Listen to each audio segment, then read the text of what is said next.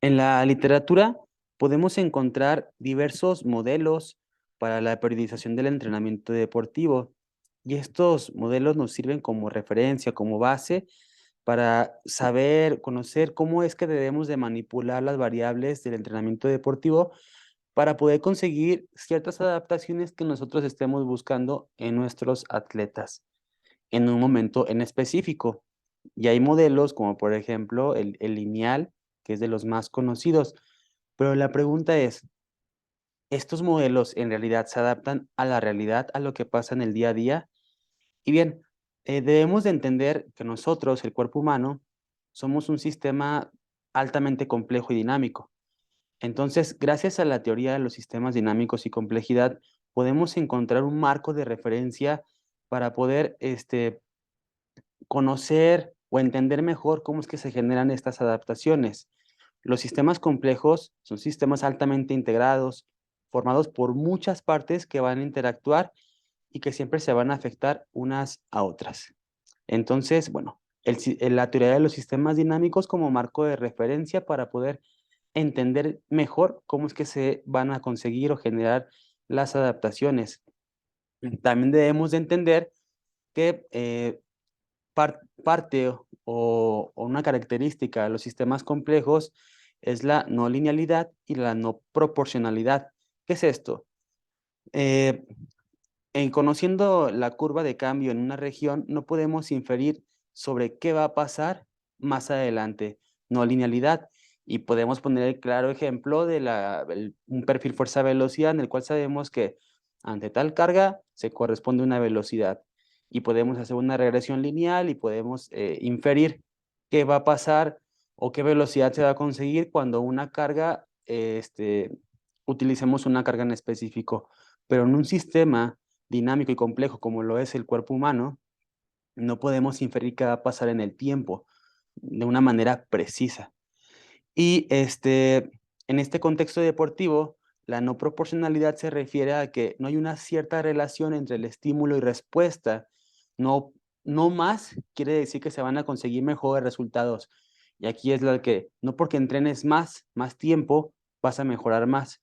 Hay muchísimos otros aspectos a considerar para poder estimar, si es que se puede, cómo vas a estar, no sé, en una semana, en 2 semanas o en un mes, ¿de acuerdo?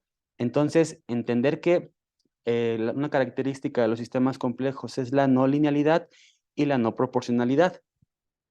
Entonces, actualmente se proponen otros modelos, como por ejemplo el ecualizador, en el cual se entiende que hay una afectación de todas las partes y no podemos nosotros desde el conocimiento o desde nuestra área del saber, por ejemplo, yo que soy entrenador de fuerza, suponer que lo que yo hago es lo único y que nada más afecta.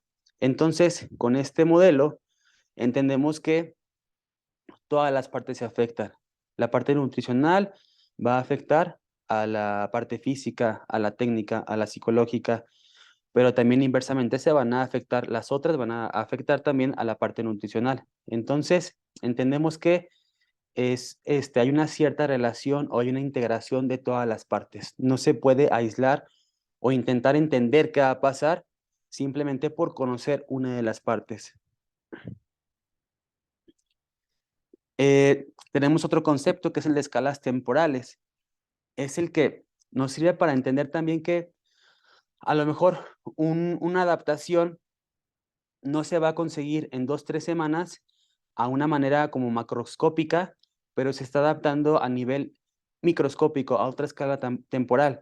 Entonces, cambios a pequeña escala temporal pueden tener un gran impacto a una escala temporal más alta.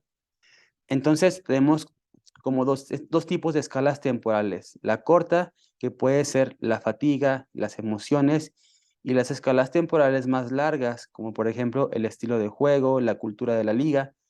Entonces, también podemos desglosar dos tipos de escalas temporales, por ejemplo, las lentas y rápidas. Las lentas podemos encontrar lo que son las limitaciones estructurales, por ejemplo, masa muscular, este, eh, alguna dimensión de huesos también. Y limitaciones funcionales que son rápidas, aquí podemos encontrar las emociones, la fatiga, el modo en el cual se encuentra el atleta en ese momento.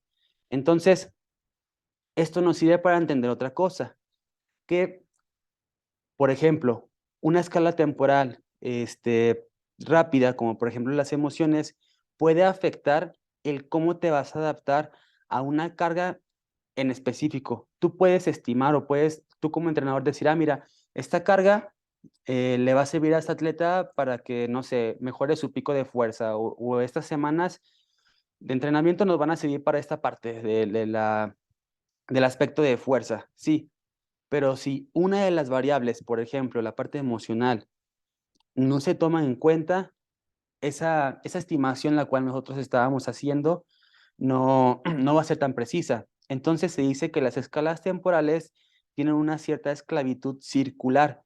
¿Por qué? Porque una va a afectar a la otra más alta, pero también la más alta va a afectar a una más pequeña. Entonces, pongo un ejemplo. El clima, que es una escala temporal más alta o más larga, va a afectar la manera en la que yo voy a jugar, en la manera en la cual yo voy a utilizar una estrategia de combate a lo mejor. Pero también una escala temporal más corta, por ejemplo la fatiga, puede afectar a una escala más grande. Entonces, como ya me siento cansado, una escala temporal corta va a afectar en el cómo me muevo, que es una escala temporal más grande.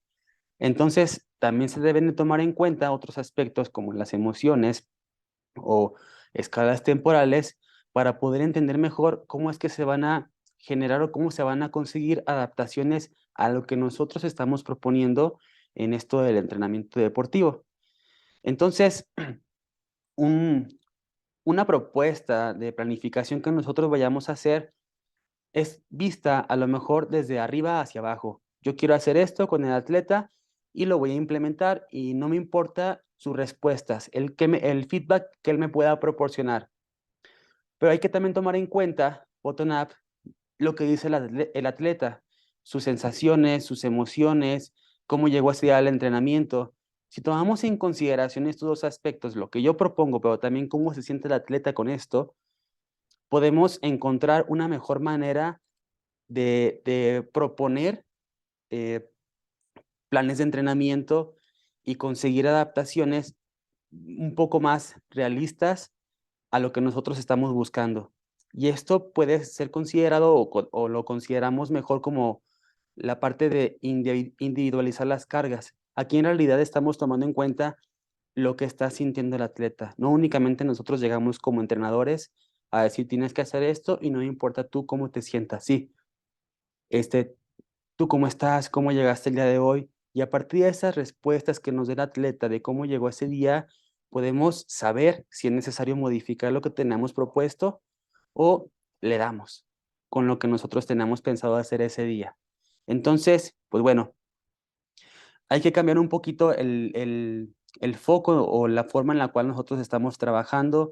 Sí, a lo mejor los modelos clásicos nos sirven para tener una idea de qué debemos de hacer, pero estas propuestas actuales, estos marcos actuales de teorías, como por ejemplo los sistemas dinámicos, la complejidad o el enfoque basado en constreñimientos, nos sirven para entender mejor qué es lo que va a pasar, qué debemos de tomar en cuenta al momento en el cual nosotros vamos a hacer una propuesta para el entrenamiento. Bueno, espero les haya gustado. Nos vemos.